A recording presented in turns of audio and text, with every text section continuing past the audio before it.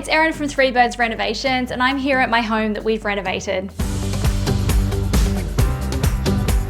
When planning the design of my ensuite, I knew I wanted to close it off, but I also didn't want to have a door opening into my walk-in wardrobe or the ensuite. So we chose the Corinthian Doors Platinum Steel Cavity Slider. When it comes to wet areas like bathrooms and laundries, which often have tiled walls, steel cavity frames are engineered to carry the heavy load. Steel also minimises the risk of moisture damage, and being made of steel, it'll keep your wall straight and your door sliding perfectly. It's really important that these cavity doors are installed correctly. To ensure you get a plumb wall without the waves and the bow, it all comes down to the correct installation of your cavity unit.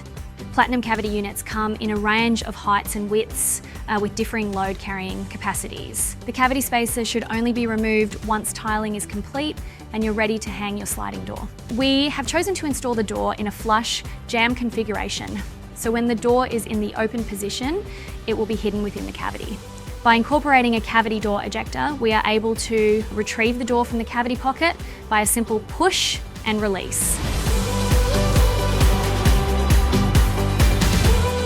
Corinthian's Platinum Cavity steel units are available in a wide range of widths and heights, and also available floor to ceiling. So head online to find out more.